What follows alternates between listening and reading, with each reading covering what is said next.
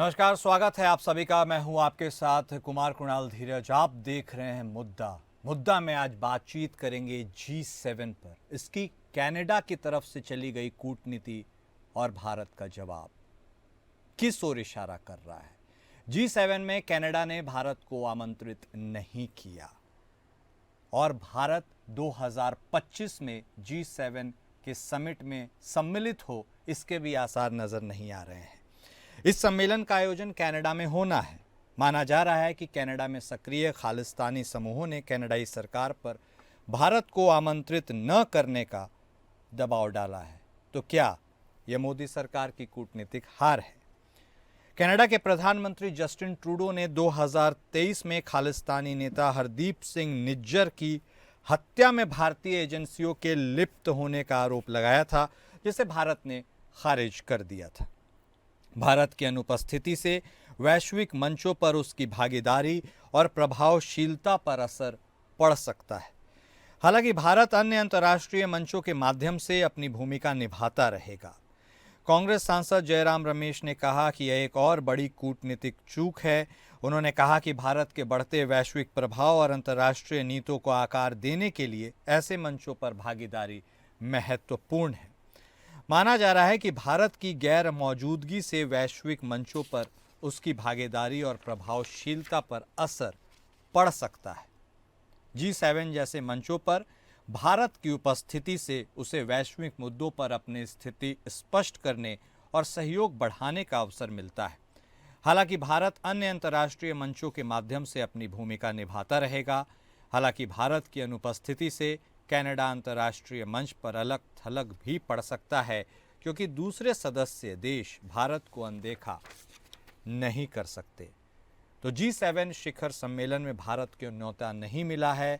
क्या भारत और कनाडा के संबंधों में तनाव अब भी बरकरार है?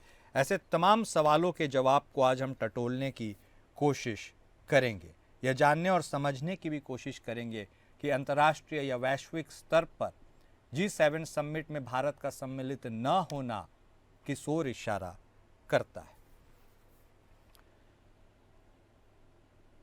तो G7 में भारत की अनुपस्थिति का कितना नुकसान होगा, इस पर बातचीत हम करेंगे और यह समझने की कोशिश करेंगे। तो बिना वक्त जाया करे चर्चा की हम शुरुआत करते हैं। हमारे साथ हमारे खास मेहमान जुड़ चुके हैं। हमारे साथ बतौर विदेश मामलों के जानकार करोड़ी सिंह साहब जुड़ चुके हैं। हमारे साथ कांग्रेस पार्टी के तरफ से बतौर प्रवक्ता सुमित गर्ग साहब भी जुड़ चुके हैं। भारतीय जनता पार्टी के तरफ से बतौर प्रवक्ता विजय खैरा साहब भी हमारे साथ जुड़ चुके हैं। आप सभी खास मेहमान का स्वागत है। सबसे पहले आरोप प्रत्यारोप के सिलसिले में बाद में जाएंगे। शुरुआत करोड़ी सिंह साहब आपके साथ करते हैं, यह समझने की कोशिश और चाह में कि G7 जो पिछले 6 साल से ऐसा पहली बार होगा संभवतः कि भारत इसमें शरीक नहीं होगा। ऐसे में इतने इम्पॉर्टेंट और प्रोमिनेंट पोजीशन पर होते हुए भी ये क्या बात हो गई, कहाँ चूक रह गई, किसकी जीत किसकी हार है कि भारत इस बार G7 को बाहर से ही देखेगा? देखिए कुणाल, सबसे पहले तो ये कि G7 क्या है। देखिए, शीत युद्ध काल के 2 वैश्विक संगठन है, बहुपक्षीय संगठन। एक नेटो है जो प्राइमरीली मिलिट्री ऑर्गेनाइजेशन है, अलायंस है। दूसरा G7 है। और G7 के जो मेंबर हैं वो पश्चिमी प्रजातांत्रिक व्यवस्था पे आधारित विकसित देश हैं। उसमें जब यूएसएसआर का डिसमेंटलिंग हो गया था तो रशिया को भी थोड़े समय के लिए मेंबर रखा था, फिर निकाल दिया गया था। तो जब ये मान लिया कि पश्चिमी प्रजातांत्रिक पूंजीवादी व्यवस्था का एक छत्र राज दुनिया पे हो गया है, तो G7 महत्वपूर्ण बनता गया। और जो भी भारत में भी प्रजातांत्रिक व्यवस्था है, पश्चिमी प्रजातंत्र का मॉडल है। भारत विकसित देश भी बनने जा रहा है, लेकिन भारत को अभी तक सदस्य नहीं बनाया है G7 का। लेकिन निरंतर रूप से स्पेशल इनवाइटी के रूप में भारत रहता रहा है। क्यों नहीं बनाया, इस बार क्यों नहीं बुलाया गया है? देखिए, एक तो जो आपने बताया कि कनाडा में जो घटना हुई थी, निज्जर की हत्या, और कनाडा और भारत के बीच में थोड़ा तनावपूर्ण स्थिति रही, वो तो कनाडा और भारत का द्विपक्षीय मामला था। लेकिन अभी जो उसकी G7 की प्रेसिडेंट हैं वो इटली की मेलोनी हैं, ओके। जो कि भारत के साथ अच्छे संबंध रखते हैं। अगर वो प्रेशर डालती या वो कन्विंस करती, कनाडा को कहती, तो बुलाया जा सकता था। अभी जिनको बुलाया गया है उनमें देखिए ब्राजील है, मेक्सिको है, साउथ अफ्रीका है, यूक्रेन है और ऑस्ट्रेलिया है। साउथ कोरिया को भी अभी इनविटेशन नहीं दिया है। शायद साउथ कोरिया का कारण ये हो सकता है कि वहां अभी प्रेसिडेंशियल इलेक्शन हुए हैं, नया प्रेसिडेंट आया है, उसको बाद में उसके पास आ सकता है इनविटेशन। भारत के बारे में अभी सस्पेंस बना हुआ है। उसके क्या कारण हो सकते हैं? देखिए, एक तो जो कनाडा भारत का द्विपक्षीय मुद्दा है वो तो है, इसके अलावा भी कारण हो सकते हैं। क्योंकि भारत पहले की समिट मीटिंग में गया तो वहां जो जॉइंट स्टेटमेंट इश्यू हुआ उसमें जो सुरक्षा से संबंधित, सेना से संबंधित इस तरह के मामले थे, उस पार्ट पे को भारत ने कभी अप्रूव नहीं किया है। भारत का दृष्टिकोण ये हो रहा है कि जितने मल्टीलेटरल ऑर्गेनाइजेशन है वो विकास के, आर्थिक समृद्धि के, तकनीकी विकास के साधन होना चाहिए। ये स्थिति G7 में भी भारत की है और कुवैत में भी है। कुवैत की भी जो साउथ चाइना सी में चारों देशों की मिलिट्री एक्सरसाइज होनी थी, उसमें भारत ने भाग नहीं लिया। तो भारत का दृष्टिकोण स्पष्ट है। दूसरा ये कि एक अन्य कारण मुझे लगता है कि भारत की सामान्यतः ये नीति रही है कि हम स्ट्रेटेजिक ऑटोनॉमी रखेंगे, स्वायत्ता रखेंगे हम। और स्वायत्ता का मतलब बहुत से देश इसको एक स्ट्रेटेजिक अपॉर्चुनिज्म के रूप में ले रहे हैं। ये तो अवसरवाद है, भारत अपना हित होता है वहां तो ऑटोनॉमी नहीं रखता है, लेकिन जब दूसरे देशों का मामला होता है तो ऑटोनॉमी की बात करता है। तो हो सकता है कि दूसरे देश भी भारत के अगेंस्ट में नहीं, लेकिन भारत का खुलकर वहां बुलाने के लिए मेलोनी ने भी समर्थन नहीं किया हो, कहा नहीं हो कनाडा के प्रेसिडेंट को। अभी भी भारत जाता तो निश्चित रूप से यूक्रेन का इश्यू उसमें फिगर करेगा, जॉइंट कम्युनिके में वो इजराइल का इश्यू भी आ सकता है। तो ऐसे इश्यूज पे भारत अपनी अलग राय रखता है। तो भारत के बारे में जो दृष्टिकोण है दूसरे देशों का, यह है कि भारत, और ये आज से नहीं है, भारत की बहुत पहले से इस तरह की नीति है, अपने आप को स्वायत्त रखता है। आर्थिक विकास, तकनीकी विकास में जो सहयोग होता है वैश्विक स्तर पे या शांति में सहयोग होता है, भारत करता रहता है। तो ऐसे समय नहीं बुलाना, इसको बहुत ज्यादा तूल देने की जरूरत नहीं है, क्योंकि द्विपक्षीय मुद्दे भी हैं और भारत का दृष्टिकोण भी है। लेकिन वो एक अन्य जो महत्वपूर्ण कुणाल बात आ रही है हमारी कूटनीति में, वैश्विक स्तर पे हमारी कूटनीति में जो भारतीय हैं, डायस्पोरा है, उसका ध्रुवीकरण हो रहा है और उससे भारत की प्रतिष्ठा पे गलत असर पड़ रहा है। कनाडा में भी हो रहा है, क्योंकि देखिए भारत के समाज की जो बहुलवादी पिक्चर थी वो तो रिफ्लेक्ट होती थी। देखिए अलग अलग जातियों के लोग अलग अलग संगठन वैश्विक स्तर पे अपने जिन जिन देशों में है बना रखे हैं, दलितों का संगठन भी है और संगठन भी है, लेकिन वो सामाजिक स्थिति थी। लेकिन आज की स्थिति में अलग अलग देशों में राजनीतिक दृष्टि से ध्रुवीकरण हो गया है। अब उसके लिए जिम्मेदार कौन है, मैं वो कोई जिम्मेदारी फिक्स नहीं करना चाहता, लेकिन निश्चित रूप से ध्रुवीकरण हो रहा है और उससे भारत की प्रतिष्ठा पे आंच आ रहा है, राजनीतिक ध्रुवीकरण से। क्योंकि दूसरे देश ये मान रहे हैं कि आपके घरेलू राजनीति है या वहां का ध्रुवीकरण है, वो हमारे देश में रिफ्लेक्ट नहीं होना चाहिए, यहाँ हमारी व्यवस्था पे उसका सही प्रभाव नहीं पड़ता। और कई बार आंदोलन भी होते हैं, प्रदर्शन भी होते हैं, उसमें भी वो ध्रुवीकरण सामने आता है।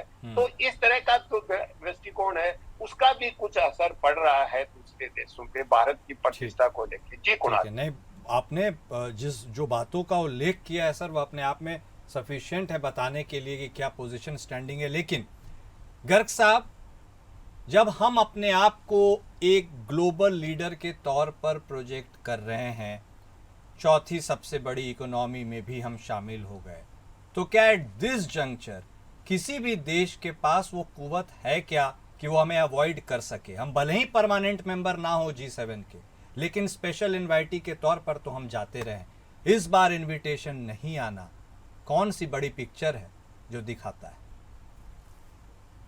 कुणाल जी नमस्कार। आपने वर्ल्ड लीडर की बात की, दूसरी बात आपने करी कि हमें इनविटेशन नहीं आना, कोई बड़ी बात नहीं। कुणाल जी, G7 का इनविटेशन ना आना अगर एक तरफ थोड़ी देर के लिए हम एक तरफ रख गए, तो हाल के घटनाक्रम पे हम चर्चा कर रहे हैं इस देश की विदेश नीति को लेकर। जो राष्ट्र समूह है, मुख्यतः Bharat, SCO, BRICS, G20, SAARC और क्वाड, इनका मुख्यतः सदस्य है और महत्वपूर्ण सदस्य। अभी आपने देखा ऑपरेशन सिंदूर हुआ, कई राष्ट्र पाकिस्तान के साथ मजबूती के साथ जाके खड़े हो गए। SCO, BRICS, G20, SAARC, quad, एक भी कंट्री इनका भारत के साथ नहीं खड़ा था। और आश्चर्य की बात तो जब होती है, बाकियों को तो छोड़ दें, सार्क राष्ट्रों की, भूटान, नेपाल, मालदीवी, ऐसे राष्ट्र जिनको बहुत कुछ भारत देता है, वहां बहुत सारी परियोजनाएं जो है भारत चला रहा है, आपके मेरे देश के इनकम टैक्स पेयर के पैसे से वहां चल रही है, वो भी हमारे साथ आके खड़े नहीं होते। तो कहीं ना कहीं इस देश की विदेश नीति पर प्रश्न चिन्ह लगते हैं। और वो क्यों लगते हैं वो भी थोड़ा सा मैं बता देता हूं। जब नेहरू जी के जमाने की बात, हम नॉन अलाइनमेंट में गए कि हम किसी के साथ नहीं है। मोदी जी आए, जयशंकर साहब को लेके आए, हमने नॉन अलाइनमेंट को पीछे छोड़ा कि नहीं, हम तो मल्टी अलाइनमेंट में जाए। मल्टी अलाइनमेंट का ये हुआ कि हमने सबके साथ गठजोड़ किया, और जो हमारा स्ट्रेटेजिक पार्टनर था, जो शुरू से हमारे साथ था, हर सुख दुख में हमारे साथ था, जब दुनिया का कोई देश हम पे आंख फेरता था तो हमारी ढाल बन के खड़ा होता था, तत्कालीन सोवियत संघ और वर्तमान रशिया। उसको भी ये लगा कि ये कहीं ना कहीं मल्टी अलाइनमेंट करके हमसे दूर जा रहे थे। जब ये सारे कोने में जाके बैठ रहे हैं तो मैं भी क्यों ना करूं। और कहीं ना कहीं हमारे देश के प्रधानमंत्री जी को बड़ी गलतफहमी हो गई कि मैं पूरी दुनिया की पंचायत कर सकता हूं। यूक्रेन चले गए, यूक्रेन की धरती पर बैठ के रशिया को ज्ञान देने लग गए, तो कहीं ना कहीं रशिया नाराज हो गया। तो उसका परिणाम क्या निकला कि रशिया जो है आज की तारीख में हमारे कट्टर दुश्मन पाकिस्तान के साथ युद्धाभ्यास कर रहा है। तो ये किसके खिलाफ है, ये हमें सोचने का विषय है। और तो और सोचिए, ये देखिए अखबार क्या कह रहा है, 22,000 करोड़ का स्टील प्लांट रशिया पाकिस्तान में लगा रहा है। तो ये सब सोचने का विषय है कि हमारी आज की विदेश नीति, मुझे ये लगता है कि वर्तमान विदेश मंत्री और प्रधानमंत्री के रहते कहीं ना कहीं घिर गई है। यह दुनिया के देश हमें अब वो तवज्जो नहीं दे रहे जिसको हम मानते थे। उसका एक उदाहरण और दे देता हूं आपको। हमें बड़ी गलतफहमी हो गई कि हम यूएस के, अमेरिका के जो चुनाव है उनको भी प्रभावित कर सकते हैं। प्रधानमंत्री जी चले, अब की बार ट्रंप सरकार का नारा दिया, ट्रंप की सरकार नहीं आई, बाइडेन की सरकार आ गई। तो प्रधानमंत्री जी ने क्या किया कि बाइडेन से अपनी नजदीकियां बढ़ानी चालू कर दी। बाइडेन से जब नजदीकियां बढ़ानी चालू करी तो उस दौर में ट्रंप साहब नाराज हो गए। अब ट्रंप का जमाना आ गया, तो अब ट्रंप साहब को लग गया कि यार आप उधर भी जाते हो उधर भी जाते हो, किसी के हो नहीं तो मैं क्या करूं। तो ये कहीं ना कहीं अपने आप में इस देश की जो विदेश नीति है, जो सालों से चल रही थी, उससे छेड़खानी, नाजायज छेड़खानी करने का नतीजा है कि आज विश्व पटल पर हम कहीं ना कहीं अपने आप को अकेला महसूस करते हैं। अभी ऑपरेशन सिंदूर के बाद ईरान के और सऊदी अरब के विदेश मंत्री आए, वो भारत भी आए और वहां भी चले गए। हम कहते हैं पाकिस्तान को डीहाइफिनेट करना है, अमेरिका हाइफिनेट कर रहा है हमारे साथ, उसको महान, ठीक है, सभ्यता कहता है, महान राष्ट्र कहता है। तो कहीं ना कहीं हमारी विदेश नीति की कमी है और हमें स्वीकारना पड़ेगा। ठीक है, और स्वीकार के जो कमियां हैं उनको पूरी करनी पड़ेगी, नहीं तो हम आगे भविष्य में बहुत दिक्कतों में आ सकते हैं और इससे बचना चाहिए। विदेश मंत्री और प्रधानमंत्री को चाहिए कि दोबारा पुनर्विचार। ठीक है, तो इंटरनेशनल रिलेशंस हमारे सुलझ रहे हैं या और कॉम्प्लिकेटेड होते चले जा रहे हैं, इस पर भी हम मंथन करेंगे। हमारे साथ भूपेंद्र कुमार साहब भी जुड़ चुके हैं बतौर राजनीतिक विश्लेषक। भूपेंद्र साहब, आपका भी स्वागत है। अब चूंकि सर आप जुड़ गए हैं तो सबसे पहले स्टार्ट इस बार ब्रेक के बाद आप ही से चर्चा की करते हैं, वह यह जानने और समझने के लिए कि आखिर भारत की position, standing at the moment विश्व में जो प्रोजेक्ट की जाती है वैसी है, या फिर स्पेशल इन्वाइटी के तौर पर इस बार हमें न्योता नहीं मिलना कहीं ना कहीं यह दर्शाता है कि जो हमारी पोजीशनिंग है उसमें थोड़ा ऊपर नीचे हुआ। आपकी क्या राय है सर? देखिए कुणाल जी, वैश्विक स्तर पर जो राजनीति देखी जाती है और सरकार बदलती है तो अपनी राजनीति और विदेश पॉलिसी में चेंजेस लाती है। लेकिन अभी तक जहां तक 11 साल की विदेश पॉलिसी में जो चेंजेस लाए हैं मोदी जी और उसके सकारात्मक परिणाम भी देखे गए हैं। लेकिन ये देखिए क्या है कि कनाडा पे हमने पहली बार देखें तो वैश्विक रूप से कई देशों के साथ हमने, चाहे कनाडा हो, चाहे अमेरिका हो, चाहे रूस हो, चाहे फ्रांस हो, चाहे फिर हमारे पड़ोसी देश रहे हो, हमने अपनी अपनी संप्रभुता के साथ समझौता करते हुए एक नई नीति अपनाई और हमने अपने आप को भी वैश्वीकरण के ऊपर उभारा है। और वैश्विक शक्ति बनाने के लिए, जो कि हमारा बहुत पहले से भी कांग्रेस सरकार से भी है कि हम यूएनओ के स्थायी सदस्य बने और उसके लिए बढ़े, तो उसके लिए बेसिक पावर है कि हमें अपनी रक्षा शक्ति और साथ साथ इकोनॉमी के रूप में। लेकिन जो कनाडा के साथ पिछली बार हुआ और अमेरिका ने भारत का साथ दिया था और वहां के जो प्रधानमंत्री थे उनको अपना इस्तीफा भी देना पड़ा, फिर मिड टर्म चुनाव हुए और लेकिन वहां पे भारतीयों की बहुत बड़ी तादाद है और साथ में सिख लोगों की ज्यादा तादाद है। तो वहां के जो भौगोलिक परिवेश हैं जो देखे जा सकते हैं, जिसके कारण अपने निजी हित के कारण उन्होंने ऐसा कुछ देखा होगा। लेकिन इस पॉलिसी से ऐसा नहीं कहा जा सकता कि भारत की छवि एकदम से नेगेटिव हो गई है या फिर पॉलिसी में एक रिवाइजेशन। देखिए क्या, जब हम एग्रेसिव खेलते हैं तो उसके कुछ चीजें तो ड्रॉबैक होती हैं, लेकिन अंततः अच्छा होता है। लेकिन हमने साथ साथ ये देखा है कि राष्ट्रवाद और राष्ट्रीयता की जो जिम्मेदारी ली है इस सरकार ने, और जो विदेशों में अपने चाहे नागरिक हो, चाहे अपने देश के मूलतः लोग हो, जिस तरह से मिलना, जिस तरह से उनका सहयोग करना, जिस तरह से उनकी देश के प्रति भावनाओं को बढ़ाना, जो मोदी जी ने किया है, उनके साथ पारिवारिक संबंधों की तरह व्यवहार करना, ये सारी पॉलिसी का तो ये एक तत्कालिक निर्णय है, इतना बड़ा गंभीर निर्णय नहीं है। भारत की इकोनॉमी वैसे ही डेवलप हो रही है, आज चौथे स्टेज पे पहुंच चुकी है और मोदी जी का कहना है कि हम 27 तक पहुंचाएंगे तीसरे में। तो ये देखिए बढ़ते हुए में ब्रेक लगाने की एक पॉलिसियां हैं, जिससे क्या हो कि हमारे देश में राजनीतिक द्वंद्व बढ़े और जिससे राजनीतिकरण बढ़े, ये एक कारण हो सकता है। लेकिन मैं ये मानता हूँ कि आज के भारतीय परिवेश में भारत बहुत सशक्त है और भारत उन्हीं श्रेणी में चला हुआ है, चाहे वो अमेरिका, फ्रांस और एक ब्रिटेन और चाइना की श्रेणी के तहत। ठीक है कुमार साहब, अब वक्त का थोड़ा अभाव है, लेकिन करोड़ी सिंह साहब और गर्ग साहब आप दोनों से एक क्लोजिंग कमेंट जरूर लेंगे। सर आप भी बोल रहे थे करोड़ी सिंह सर की बहुत ज़्यादा अभी इसके बारे में तूल देने की ज़रूरत नहीं है, लेकिन क्या यह इशारा करता है कि तमाम देश चाहे वैश्विक स्तर पर जितने भी हों अपने इंटरनल पॉलिटिक्स या अपने लोगों को खुश करने के लिए इतना ज़्यादा उलझ गए हैं कि फॉरेन रिलेशंस और डिप्लोमेसी वाले उस स्तंभ को कोई बहुत ज़्यादा तवज्जो नहीं दे रहा है। Same applies to Canada as well, वहाँ पर लगातार रिश्ते सुधरेंगे लेकिन वैसी कोई बात समझ नहीं आ रही है भारत के साथ। देखिए कुणाल, विदेश नीति है, ये कोई प्रोडक्ट नहीं है। अच्छा, ये एक प्रक्रिया है और उस प्रक्रिया में एक मल्टी ट्रैक डिप्लोमेसी है, वो सबसे ज्यादा इफेक्टिव साधन होता है।